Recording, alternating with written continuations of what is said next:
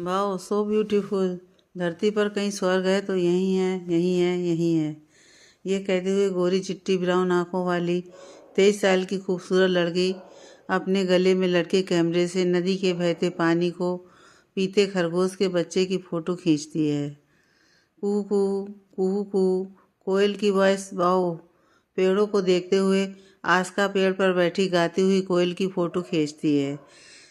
Thank you Ram sir, जो आपने मुझे यहाँ भेजा स्टोरी कवर करने के लिए। कितना सुंदर नज़ारा है। गंदगी मुझे पसंद नहीं है, पर इन जंगलों में बिखरे अनगिनत सूखे पत्ते पैरों के नीचे आते ही मधुर संगीत सुना रहे थे। दूर पेड़ पर रंगीन तोता देखकर पास जाकर उससे बात करती है। हेलो, मेरा नाम आस्का है, और तुम्हारा? इतना कहते ही तोता उड़ गया। उड़ गया, शायद डर गया। क्या मेरी शक्ल डरावनी है?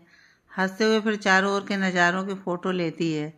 फ़ोटो खींचने में इतनी मगन रहती है कि ज़मीन का बड़ा पत्थर तक नहीं देखती। उससे टकराने वाली ही होती है कि कोई उसको अपनी तरफ खींचता है। ब्लैक आँखें, रंग गोरा, 6 फुट का गबरू जवान, नीली जीन्स, ग्रीन टी शर्ट, ऊपर से ब्राउन जैकेट, बेहद हैंडसम। आस्का ने उसको देखा तो देखती रह गई। और वो लड़का आस्का की ब्राउन आँखों, गुलाब की पंखुड़ियों से नाजुक होंठों में खो गया।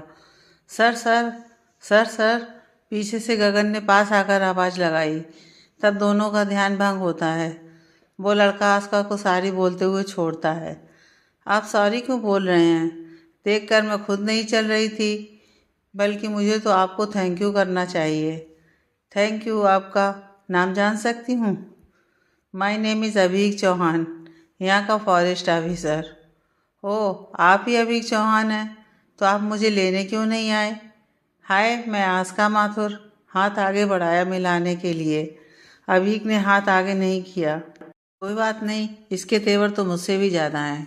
अरे, मुझसे हाथ मिलाने के लिए लड़के तरसते हैं। फिर दोबारा वही सवाल किया।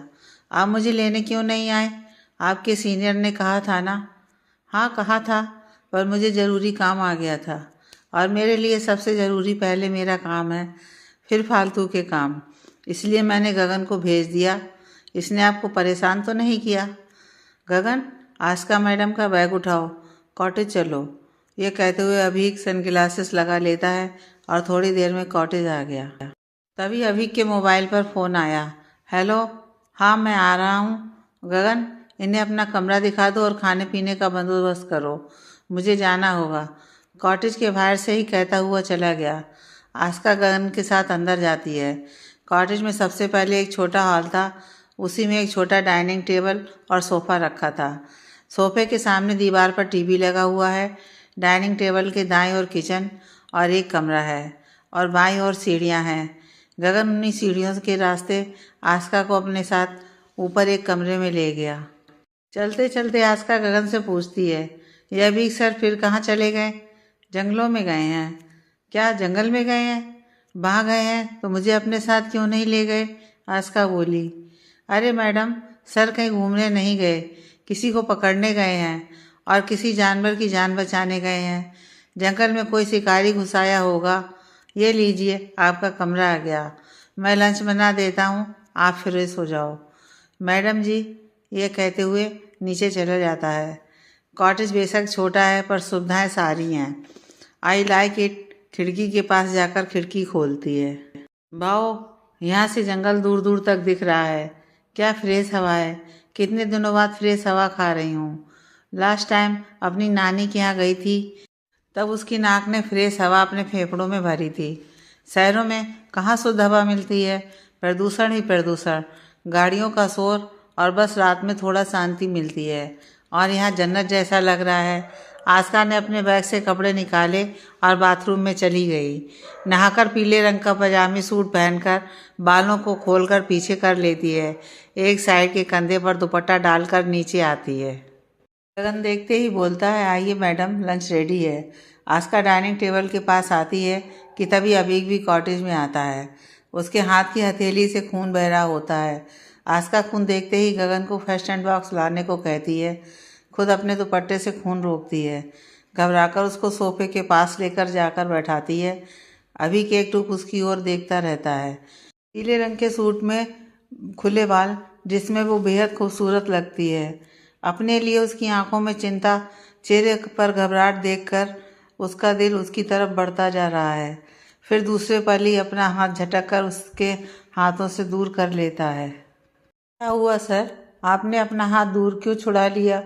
आपका खून बह रहा है। गगन फर्स्ट एड बॉक्स लेने गया ना।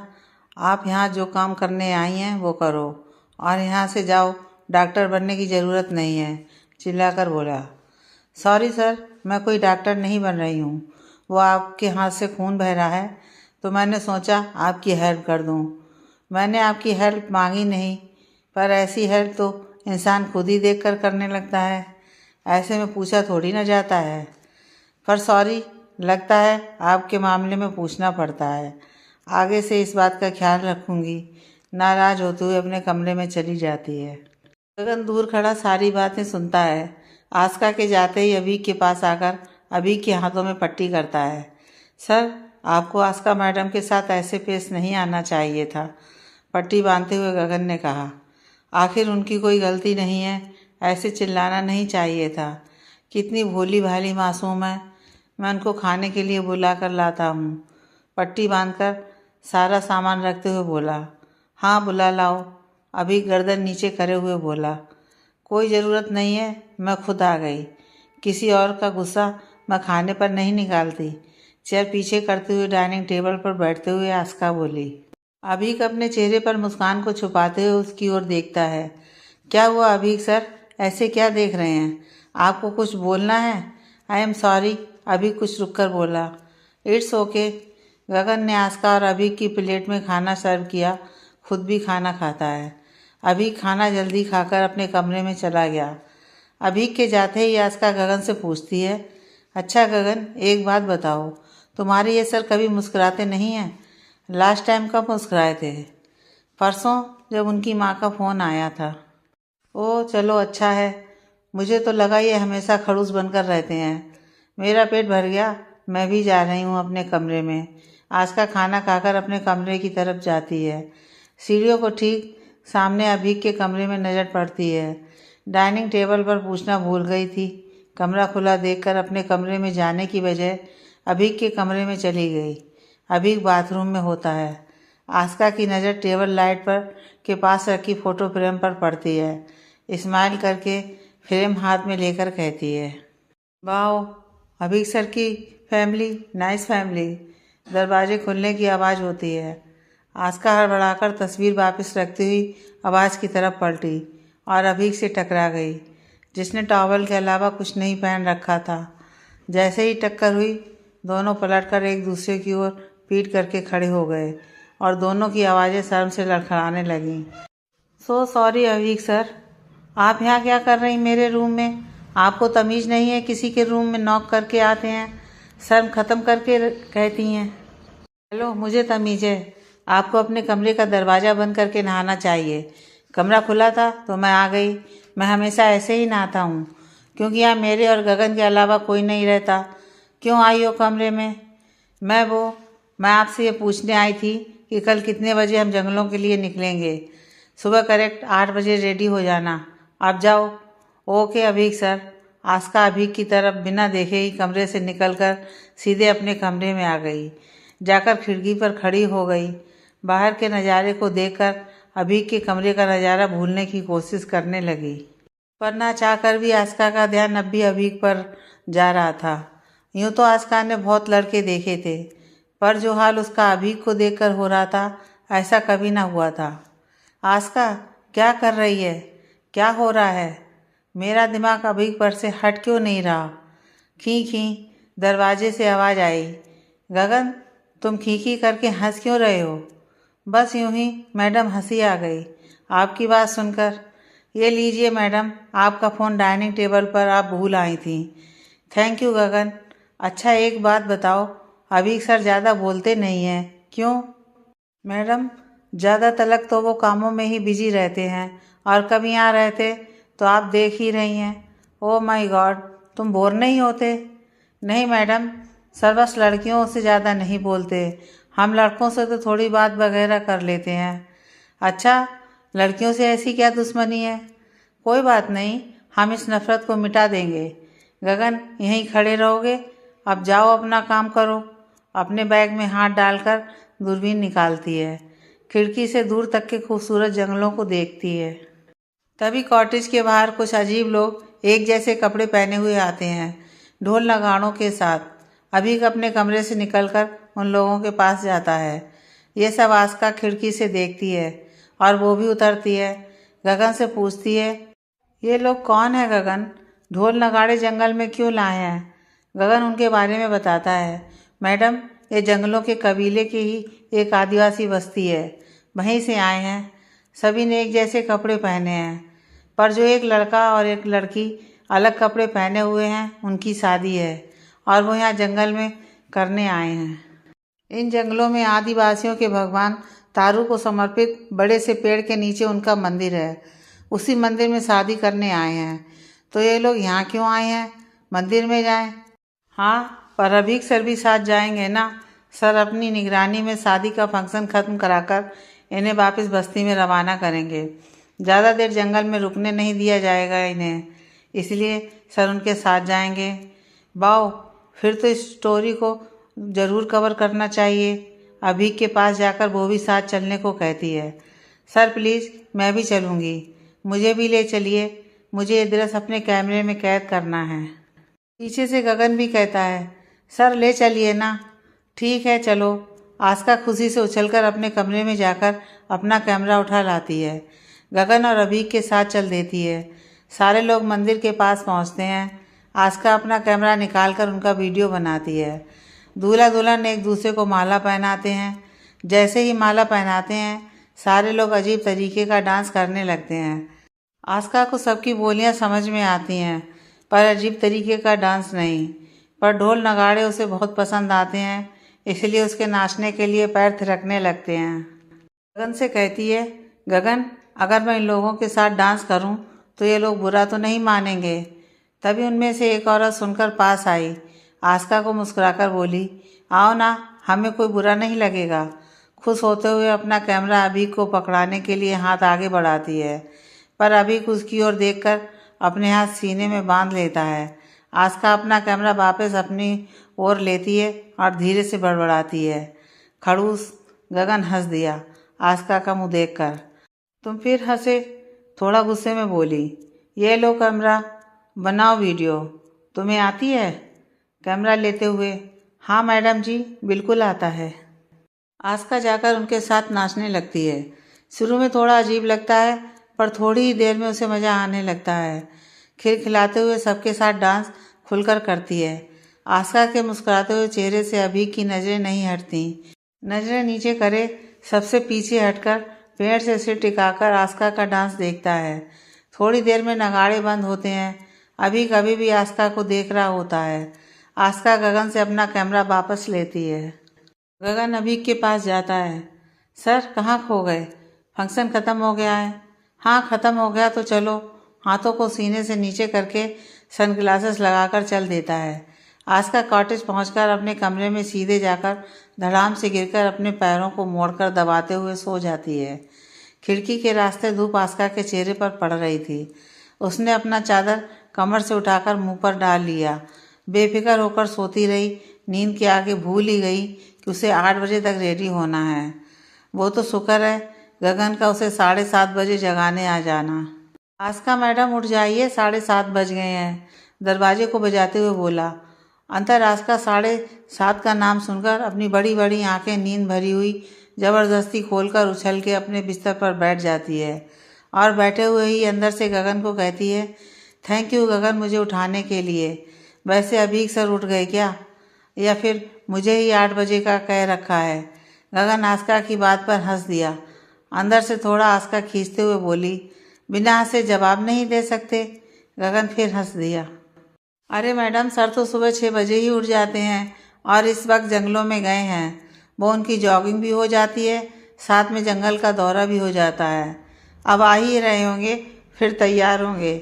आप भी तैयार हो जाइए, अभी तक सो रही हैं। गगन के पीछे से आवाज़ आई। अभी आ चुका था। अंदर से आस्का भी सुन रही थी।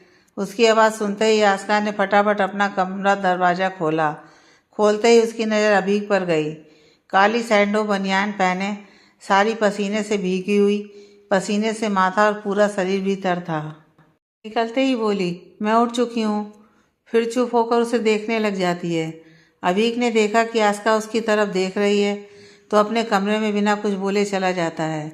आस्का धीरे से कहती है, एटीट्यूड तो देखो जनाब का। अरे मैडम जी, जल्दी से तैयार हो जाइए, नहीं तो 8 से 1 भी मिनट ज़्यादा हुआ तो लेकर नहीं जाएंगे। मैंने नाश्ता बना लिया है। आस्का ने नहा धोकर ब्लैक जीन्स, रेड टॉप पहनकर अपने गीले बालों को कंधे से पीछे कर लेती है। आंखों में काजल, होंठों पर लाली लगा रेडी हो जाती है। साइड में पर्स टांगकर शूज पहनकर डाइनिंग टेबल के पास आ जाती है। 8 बजने में 10 मिनट बाकी होते हैं। अभी बैठकर नाश्ता कर रहा होता है। आस्का को एक नज़र देखता है, फिर दूसरे ही पल खुद को संभालता है। पर यह हुनर आस्का में नहीं है। वो तो उसे देखकर आउट ऑफ कंट्रोल हो जाती है। आस्का को खुद ऐसे देखते हुए बोला, आपके पास 10 मिनट है। करेक्ट, 8 बजे निकलना है। आस्का चुपचाप चेयर पीछे करके बैठ जाती है। आस्का ने कभी भी इतनी जल्दीबाजी नहीं की होगी खाना खाने में, जितनी वो आज काम की वजह से कर रही है। जल्दी जल्दी खाना खाने के चक्कर में उसके गले में खाना अटक जाता है। आह, लो पानी पियो, आराम से खाओ। अभी गिलास उठाकर देता है। पानी पीकर गले को शांत करके कहती है, अब 10 मिनट में आराम से खाना कैसे खाऊं? थोड़ा खींचते हुए कहती है, ठीक है 10 मिनट और ले लो, पर कल से थोड़ा जल्दी डाइनिंग टेबल पर आना। जल्दी खाकर आओ, बाहर इंतज़ार कर रहा हूँ। ये कहकर अभी सनग्लासेस लगाकर बाहर चला गया। आस्का गुस्से में देखती हुई पीछे से मुँह चढ़ाती है। 10 मिनट और ले लो, पहले नहीं बोल सकते थे? जब खाना अटक गया तब दया आ रही है। गगन खी करके हंस देता है। हंस लो, तुम्हारा काम तो मेरा मजाक उड़ाना है। मेरा भी नाश्ता हो गया, जा रही हूँ। बाहर ऊपर से खुली हुई जीप के ऊपर हाथ रखकर बड़ी ही स्टाइल में अभी खड़ा होता है। आस्का पास जाती है। चलो, हो गया मेरा नाश्ता। बैठो जीप में, ठीक से बैठना, रास्ते में गड्ढे मिलेंगे। इसकी चिंता करने की ज़रूरत नहीं है। जीप की दूसरी साइड पर जाकर बैठती है। अभीक ने जीप चला दी। 2-3 मिनट तो सही चलता रहा। थोड़ी आगे चलकर वही हुआ जिसके लिए अभीक ने सावधान किया था। अभीक की साइड का पहिया गड्ढे से होकर गुजरा। जैसे ही गुजरा, आस्का अभीक की तरफ सरक गई और जोर से आंखें बंद करके जैकेट पकड़ ली। अभीक ने जीप रोकी। आस्का के हाथ लगाते ही अभीक की धड़कन मानो तेज होने लगी। उसका खुद पर से कंट्रोल हटने लगा। कुछ पल तक वो सीट पर शांत बैठा रहा, फिर थोड़ा संभल कर आस्का को कहता है। इतने में आस्का भी अपने आप को संभालती हुई सीट पर ठीक से बैठकर बाल सही करती है। मैंने आपको कहा था संभाल कर बैठना, अब कैसे संभाल कर बैठूं? सीट पर फेविकोल लगाकर बैठ लूं? अभी की एकदम हंसी छूट जाती है, फिर वापस नॉर्मल होकर जीप चलाता है। आस्का हंसते हुए देख उसकी तरफ देखती रहती है। अभी जीप रोकता है। उतर जाओ, जीप और अब आगे नहीं जा सकती है, यहाँ से पैदल ही जाना है। आस्का जीप से उतरकर अपना पर्स टांगकर कैमरा गले में लटका के अभी के पीछे पीछे चलने लगती है। अभी जानकारी देता रहता है। पेड़ों और महत्वपूर्ण जड़ी बूटियों के पौधों की आस्का फ़ोटो खींचती है। आस्का एक पौधे की फ़ोटो खींच रही होती है कि उसकी नज़र झाड़ियों में पड़ती है। झाड़ियाँ जोर जोर हिलती हैं। उसे लगता है कि झाड़ियों के पीछे कोई जानवर है, इसलिए डर के मारे चिल्लाती है। आवाज़ सुनकर अभी उसके पास आया। क्या हुआ आस्का? वो वहाँ कोई है, इशारे में बताती है। अभी अपनी पीछे जीन्स में घुसी बंदूक हाथ में तान कर पास गया और धीरे से झाड़ियों को उठाया और देखते ही गन नीचे कर ली। आस्का ने भी देखा और आगे बढ़ी घबराते हुए। ओह माय गॉड, हिरन का बेबी, इसको तो खून निकल रहा है। तो झाड़ियों से उठाकर अपनी गोद में हिरन के बेबी को ले लेती है। हे भगवान, किसने इसको घायल किया, इस बेचारे को? अभी सर, इसको अस्पताल लेकर चलना होगा, चलिए जल्दी। अभी आस्का को देखकर खुश होता है कि जानवरों के लिए कितनी हमदर्दी है उसके दिल में। अभी देखता है कि उसके पैर के पास गोली लगी है। तुरंत अपनी जेब से चाकू और लाइटर निकालकर आग जलाकर चाकू उसमें गर्म करके गोली बाहर निकालकर कुछ जख्म को ठीक करने वाले पत्ते मसलकर उसके जख्म पर लगा देता है। डोंट वरी, अब ये ठीक है, अस्पताल जाने की ज़रूरत नहीं है। आस्का अपनी चढ़ी हुई सांसें नीचे कर लेती है, खुश होकर ताली बजाकर सैल्यूट मारती है। अभी आप तो डॉक्टर से भी फास्ट हैं, मेरा सैल्यूट एक्सेप्ट कीजिए। इसकी कोई ज़रूरत नहीं है, ये मेरा काम है। आप यहीं रुको, कहीं जाना मत, और किसी से खतरा महसूस हो तो छिप जाना। मैं ज़रा उस शिकारी को पकड़ता हूँ। खून ताज़ा है, यानी गोली अभी लगी है, तो शिकारी भी यहीं होगा। इतनी जल्दी बाहर नहीं जा सकता। ठीक है Abhik sir, all the best. Abhik अपनी गन ताने आगे बढ़ा शिकारी को ढूंढने। काफ़ी देर ढूंढने के बाद उसे वो शिकारी दिखता है। उस शिकारी ने दूसरे हिरन को अपना निशाने पर ले रखा होता है, और जैसे ही गोली चलाने लगता है, अभीक उस शिकारी के हाथ पर दूर से गोली चलाता है। शिकारी के हाथ से गन नीचे गिरती है। फिर शिकारी की नज़र ने अभीक को देखा तो वहाँ से भागने लगा, जहाँ आस्का पहले से खड़ी होती है। शिकारी भागता हुआ वहीं की तरफ आया। आस्का उसे देख तुरंत झाड़ियों के पीछे छिप गई हिरन के बच्चे को लेकर। चुपके से शिकारी की अपने कैमरे में वीडियो बनाती है, मगर शिकारी की किस्मत बेकार। अभीक से अंधाधुंध बचकर भागा। उसने ये भी ना देखा राह में उसके सामने पत्थर है। शिकारी लड़खड़ाकर गिरा और सीधे उसका सिर पत्थर से टकराया, और तुरंत ही उसकी मौत हो गई। अभीक भागता हुआ पीछे से शिकारी के पास आया। गिरे हुए शिकारी को उठाना चाहा। शिकारी को पलटा तो देखा तो वो मर चुका था। अभीक को देखकर आस्का झाड़ियों से निकलकर बाहर आई। अभीक से पूछने लगी, क्या हुआ सर? मर गया हाथ में आने से पहले। क्या मर गया?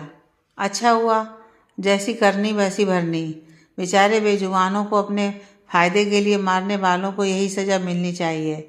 आस्का सज़ा मिलनी तो चाहिए, पर मैं इसे जिंदा पकड़ लेता तो इसके और भी साथी हाथ आ सकते थे, पर इसको तो बहुत आसान मौत मिल गई।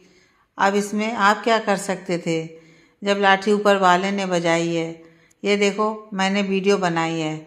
आपको इस आदमी की मौत के बारे में सीनियर को रिपोर्ट देने में आसानी होगी। Thank you. चलिए आज के लिए इतना ही। अभीक ने अपने पीछे की पॉकेट से वॉकी टॉकी निकालकर और पुलिस वालों को वहाँ बुलवाया और डेड बॉडी उठवाई। आस्का ने हिरन के बेबी को उसकी माँ के पास छोड़ दिया, जो उसे ढूंढते हुए वहाँ आ चुकी थी, और आस्का अभीक के साथ जीप में बैठकर वापस आ गई। आस्का उतरो, मुझे पुलिस चौकी जाना है। पर सर थोड़ा अंदर तो चलो, पानी वगैरह पी कर जाओ। इस पर अभीक कोई जवाब नहीं देता, जीप स्टार्ट करके चला गया। अब मैंने क्या गलत कह दिया, खड़ूस कहीं का, कहते हुए अंदर चली गई। गगन दोपहर का लंच बनाकर टेबल पर रख चुका होता है। आइए मैडम, जल्दी हाथ मुंह धोकर आ जाइए। और सर नहीं आए? आस्का उसे सारी बात बताती है और अपने कमरे में जाकर फ्रेश होकर डाइनिंग टेबल पर आकर खाना खाती है। वहाँ अभीक अपने सीनियरों को उस शिकारी की मौत की रिपोर्ट करता है। शाम को कॉटेज के लिए रवाना होता है। अरे गगन, आज डिनर में क्या बनाओगे? पूछते हुए किचन में आती है और देखती है कि गगन का सब्जी काटते वक्त हाथ कट गया। उसे पानी से धो रहा है। गगन, तुम्हारा तो हाथ कट गया है, मैं अभी पट्टी बांध देती हूँ, और तुम खाना मत बनाना, आज मैं बनाऊंगी।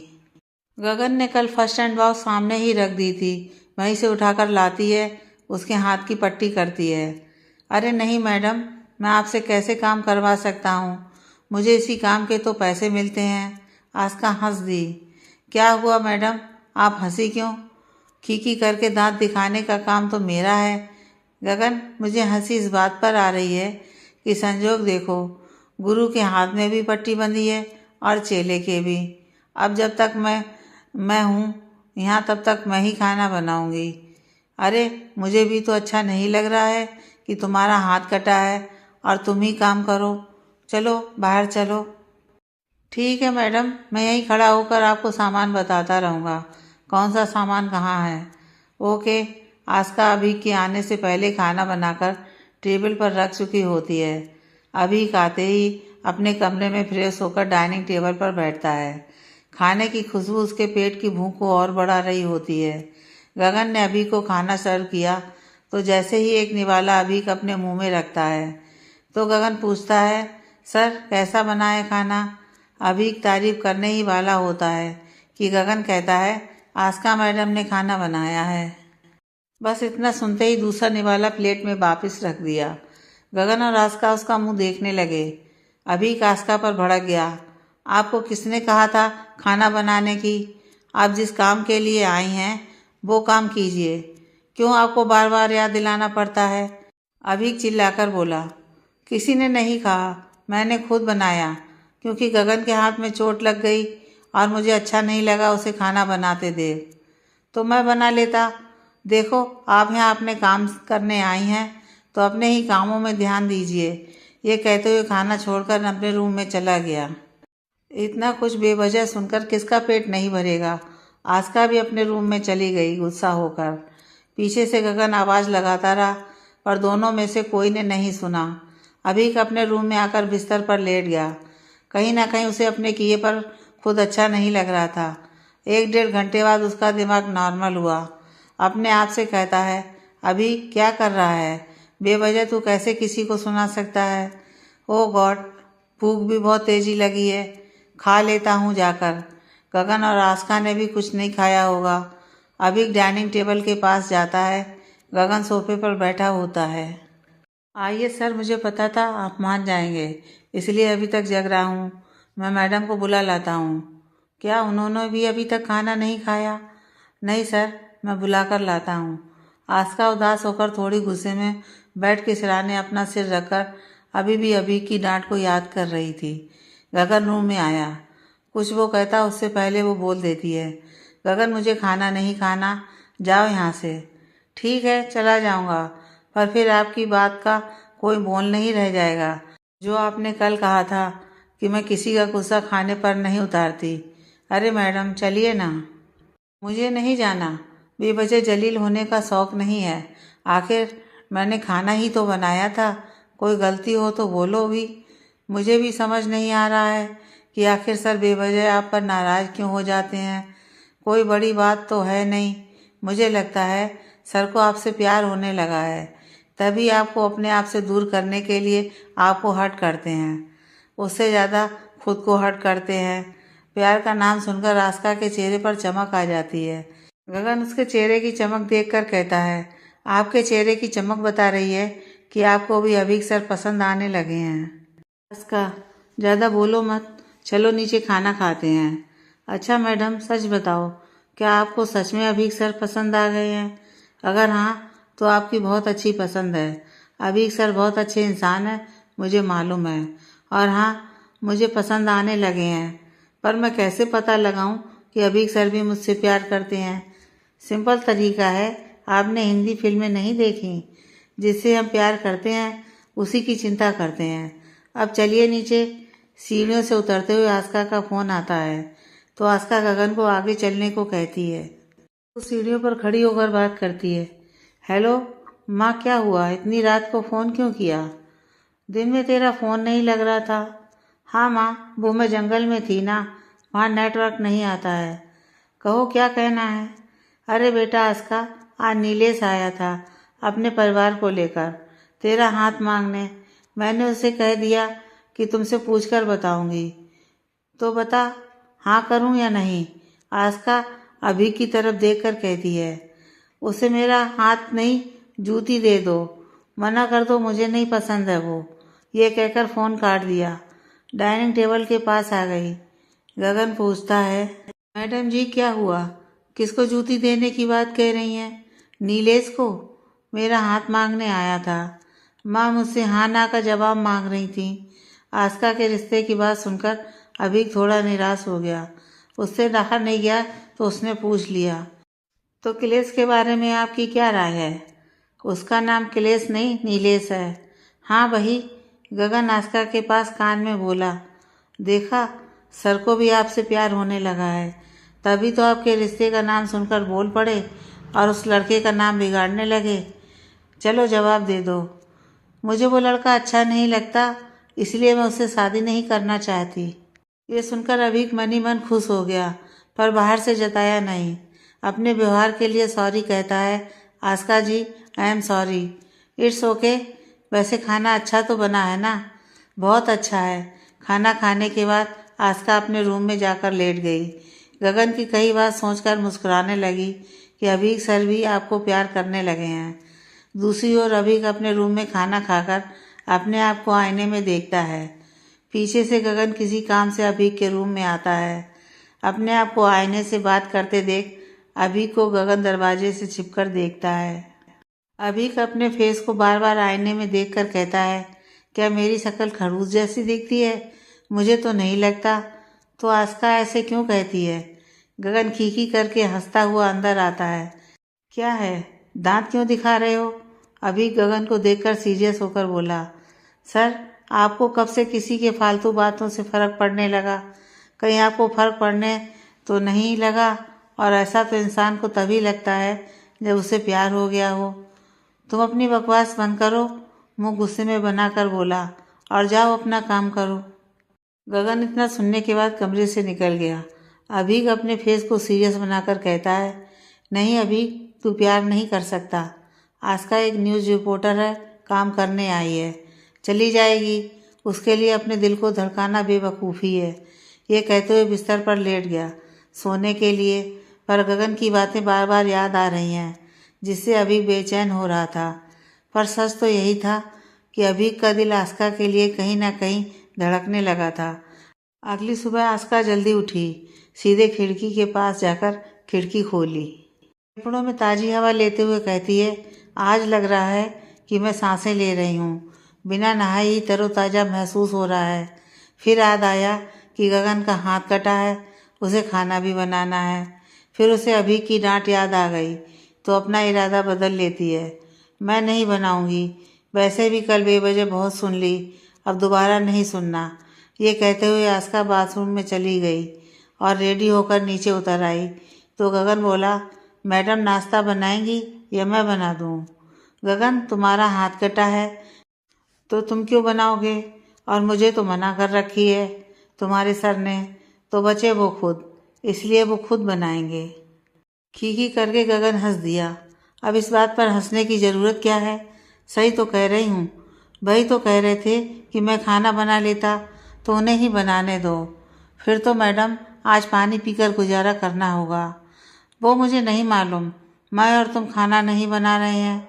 अभी बाहर से आया, आस्का को किचन में देखा तो सोचा कि नाश्ता बन गया होगा, इसलिए गगन से कहता है, गगन मैं नहाने जा रहा हूँ, नाश्ता डाइनिंग टेबल पर लगाओ। नाश्ता नहीं बना, गगन का हाथ कटा है, वो नहीं बनाएगा और मुझे मना कर रखा है, तो बचिए आप। अभी को कल रात अपने किए गए बर्ताव पर गुस्सा तो आ रहा था, पर अपनी बात का मान भी तो रखना था, इसलिए किचन में गया और कुकर उठाकर उसमें पानी भर दिया।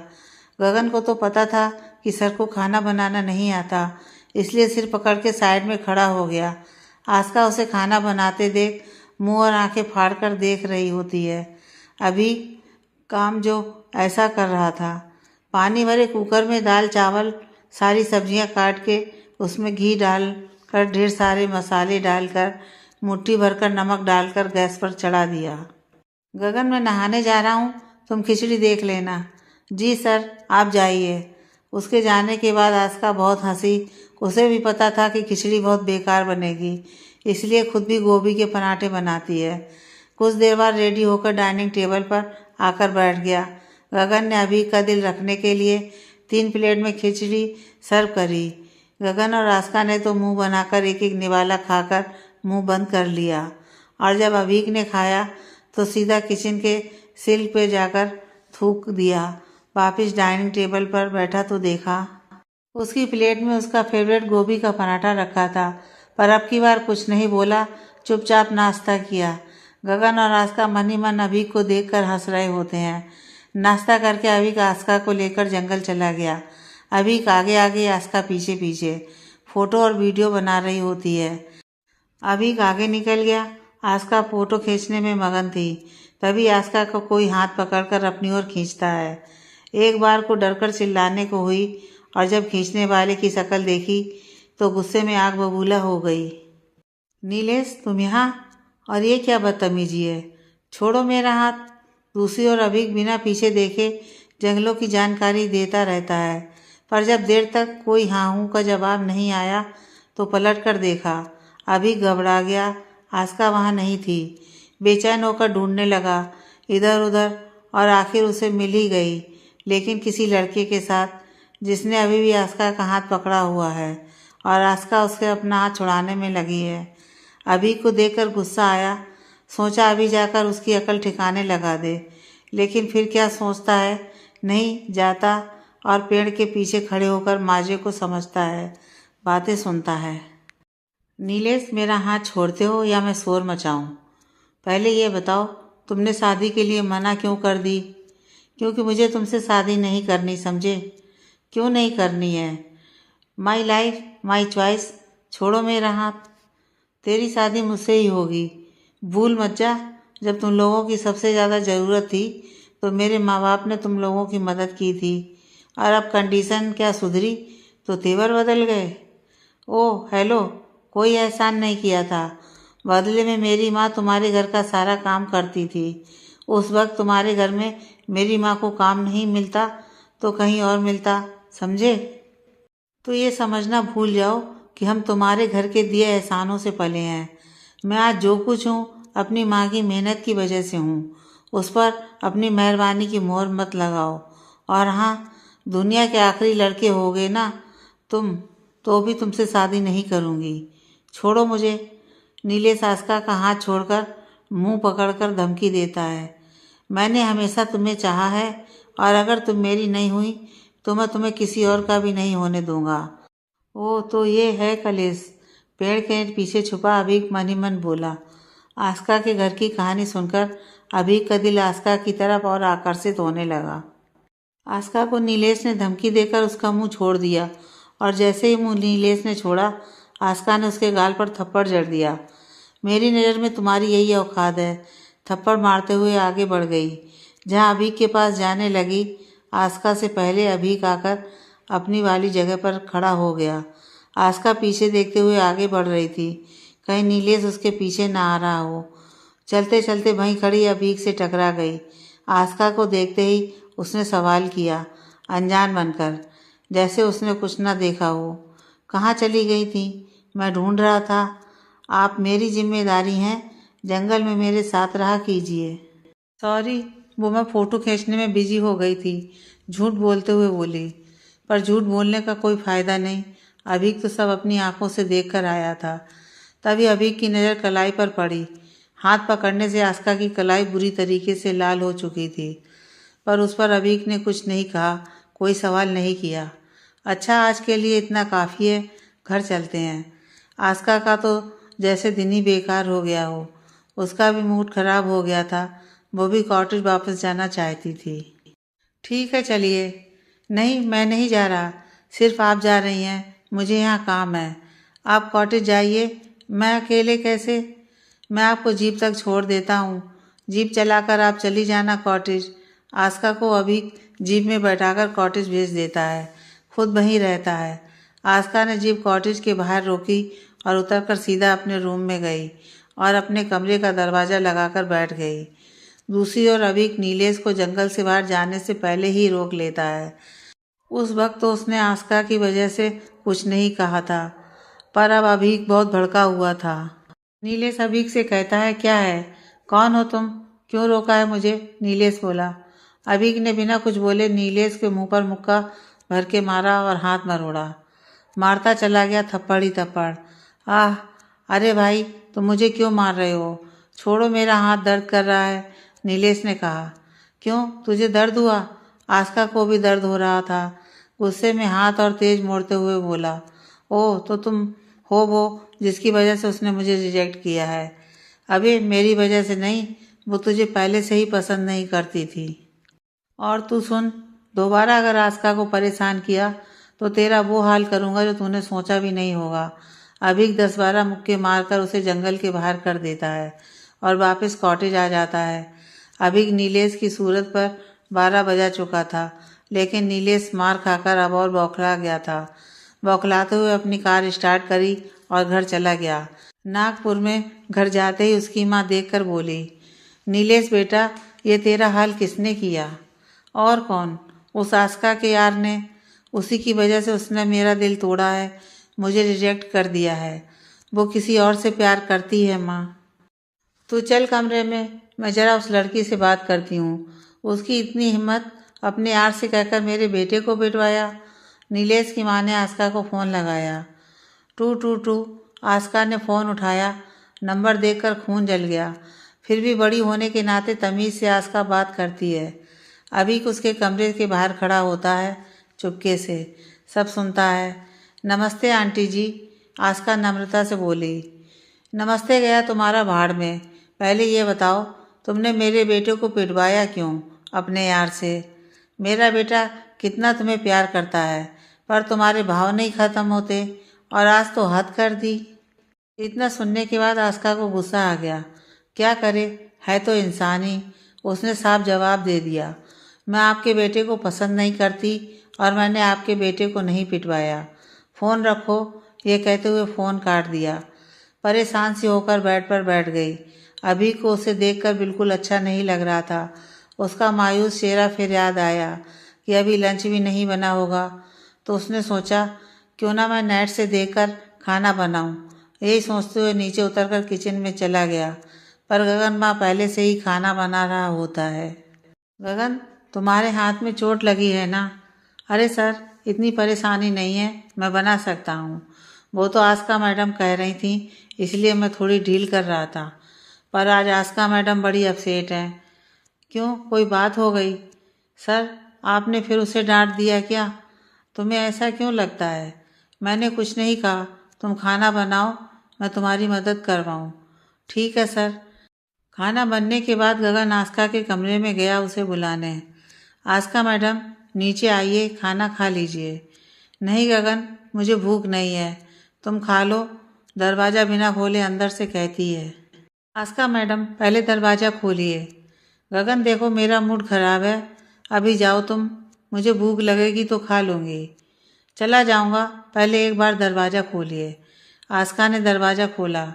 गगन पूछने लगा, क्या हो गया मैडम? कुछ नहीं, कुछ तो हुआ है, नहीं तो इतनी चुलबुली लड़की दुखी मुझे अच्छा नहीं लग रहा है, बताइए ना। गगन के बार बार पूछने पर नीलेश के बारे में बताती है, जंगल की सारी बातें, पर उसकी माँ की बात से तो वो परेशान है। अभी तक तो आस्का को भी नहीं पता कि किसने नीलेश को पीटा। गगन सारी बात सुनकर खीखी करके हंस दिया। मैं इतनी परेशान हूँ और तुम हंस रहे हो? अरे मैडम, मैं इसलिए हंस रहा हूँ क्योंकि परेशान होने वाली बात ही नहीं है, और जो इंसान आपको पसंद नहीं है उसके लिए मूड क्यों ख़राब करना। अरे ज़रा उनके बारे में सोचिए जो आपकी मुस्कुराहट देखना चाहते हैं, और आप हैं कि आंसू देने वाले के लिए परेशान हैं। आप इस बात से परेशान हैं ना कि नीलेश को किसने पीटा, और कौन पीट सकता है जंगल में? आप किसके साथ थीं? अभी सर के साथ ना? तो ज़रूर उन्हीं ने पीटा होगा, और कौन हो सकता है? आखिर उन्हें आपसे प्यार जो है, और अपनी महबूबा को परेशान दुखी करने वाले इंसान को भला कोई कैसे छोड़ दे। आस्का के चेहरे पर स्माइल आ गई। बस यही स्माइल रखिए, आपकी इसी स्माइल ने हमारे सर को गिरफ्तार कर लिया है। मैं कितनी बेवकूफ़ हूँ, अब मुझे पता चला कि अभी सर ने मुझे अकेले क्यों कॉटेज भेज दिया, ताकि अपना गुस्सा नीलेश को पीट कर शांत कर सकें। अरे नहीं, उनका गुस्सा तो आपकी स्माइल देखकर चला जाएगा। चलिए नीचे आइए। बस आप नीलेश को क्यों पीटा ये बात सर से मत पूछना। जो तुम सुनना चाहती हो वो तो बताएंगे नहीं, कुछ और ही सुना देंगे। ओके, चलो नीचे। आस्का मुस्कुराते हुए नीचे आई, डाइनिंग टेबल पर बैठ गई। अभी दिल ही दिल में आस्का को स्माइल करते हुए देख खुश है, और आस्का बार बार अभी का फेस देख रही थी। अभी आस्का को देखकर अपने मन में कहता है, कहीं से पता तो नहीं चल गया कि मैंने नीलेश को पीटा है। जो आप सोच रहे हैं वही मैं सोच रही हूँ अभी सर, आस्का अपने मन में देखते हुए कहती है। तभी आस्का की माँ का फ़ोन आया। आस्का ने खाना खाते हुए फ़ोन उठाया और साइड में चली गई। नीलेश की माँ ने आस्का की माँ को बड़ा चढ़ा के जो चुगली की थी। हाँ माँ बोलो, घर में सब ठीक है? यहाँ सब ठीक है, पर तू ये बता, तुम्हारे बारे में क्या सुनने को मिल रहा है? नीलेश की माँ तेरे बारे में जाने क्या नाप शनाप बक कर गई हैं। कौन है वो लड़का जिसने नीलेश को पीटा है? तुझे बहुत बदनाम करके गई हैं उस लड़के के साथ। माँ रिलैक्स, आपको पता नहीं है वो लोग कैसे हैं, उसके लिए अपना मूड खराब करने की ज़रूरत नहीं है। और जिस लड़के ने नीलेश को पीटा है वो एक फॉरेस्ट ऑफिसर है। नीलेश मेरे साथ बदतमीजी कर रहा था, इसलिए उन्होंने उनको पीटा। अच्छा, मैं फ़ोन रखती हूँ, खाना खाने जा रही हूँ। ठीक है आस्का, अपना ख्याल रखना। ओके माँ, बाय बाय। फ़ोन काट के वापस डाइनिंग टेबल पर चली गई। अपनी प्लेट में रखे खाने खाते हुए अभी को देखती रहती है। अभी उसे खुद को ऐसे देखते हुए पूछता है, मेरे फेस पर कुछ लगा हुआ है क्या? नहीं तो ऐसे क्या देख रही है? खाने पर ध्यान दो। मेरी आंखें हैं, मैं कहीं भी देखूं, मेरे देखने से भी आपको प्रॉब्लम है? सॉरी जो मैंने आपको कहा, लेकिन प्लेट में देखकर खाइए, मेरी शक्ल पर कोई कार्टून नहीं बना है। अंदर से इतने प्यारे हैं, पर बाहर से जानकर पता नहीं क्यों खड़ूस जैसी शक्ल बना लेते हैं। दोनों खाना खाकर अपने अपने रूम में सोने चले गए, लेकिन नींद आंखों में किसी के नहीं आ रही है। अपने बिस्तर पर लेटा अभीक बार बार आस्का के बारे में सोच रहा है। बेचैन हुआ अभीक बिस्तर पर बैठ गया। अपने आप से कहता है, हे भगवान, इस लड़की ने तो रातों की नींद चुरा ली है। बार बार दिमाग मेरा अपनी ओर खींच रही है। एक काम करता हूँ, छत पर थोड़ी ताज़ी हवा खाकर आता हूँ, तब नींद आ जाएगी। यह कहकर छत पर चला गया। दूसरी ओर आस्का का भी कुछ ऐसा ही हाल था। उसको भी अपने रूम में नींद नहीं आती है। कभी अपने कमरे में टहल रही होती है तो कभी सोने की कोशिश करती है, लेकिन जब ऐसे करते करते थक गई तो बिस्तर पर लेट गई। सोने के लिए आंखों में हल्की हल्की नींद भर आई। तभी अचानक कमरे की लाइट चली गई। आस्का जोर से चिल्लाई, मॉम। अभीक छत पर खड़ा हुआ आवाज़ सुनकर घबरा गया। तुरंत नीचे भागा, देखकर कॉटेज की लाइट चली गई है। अभीक ने तुरंत अपने फ़ोन की लाइट जलाई और आस्का के कमरे में गया। आस्का अभी भी अपने बेड पर बैठी है। अभीक उसके बेड पर उसके पास बैठकर पूछता है, क्या हुआ? You okay? हाँ मैं ठीक हूँ। वो लाइट चली गई तो मैं डर गई। सॉरी, मैंने आपकी नींद खराब कर दी। कोई बात नहीं, वैसे तो यहाँ लाइट कभी नहीं जाती है, कोई शॉर्ट सर्किट हुआ होगा, मैं देख कर आता हूँ। यह कहकर अभी बिजली देखने नीचे चला गया। पीछे से आस्का भी उसके साथ हो ली। अभी एक हाथ से टॉर्च जलाकर मोबाइल पकड़कर दूसरे हाथ से बिजली के तार देखता है। एक हाथ से करने में उसे परेशानी होते देख आस्का अभी के हाथ से मोबाइल लेकर उसे रोशनी दिखाती है। जून के महीना में अभी के माथे से टप टप पसीना बह रहा होता है। आस्का से देखा नहीं गया तो उसने अपने दुपट्टे से ही अभी के माथे का पसीना पोंछ दिया। उसके छूते ही अभी उस गर्मी के मौसम में सब कुछ भूल गया। उसने आस्का का हाथ अपने चेहरे से हटाकर उसकी आंखों में खो गया। बस कयामत होने वाली थी। दोनों एक दूसरे के इतने करीब आकर खड़े हो गए थे। अभीक सर, लाइट ठीक कर रहे हैं आप? गगन कहता हुआ बिजली रूम में आया। दोनों को ऐसे देखकर वापस मुड़ गया। दोनों अपने होश में आए। उसके आते ही आस्का तो शर्म से पानी पानी होकर बाहर चांद की रोशनी में आ गई। अभीक ने जल्दी बिजली ठीक कर दी। बिजली रूम से बाहर आया। आस्का उसे देखते ही अपने रूम में चली गई। आगे की कहानी नेक्स्ट पार्ट में।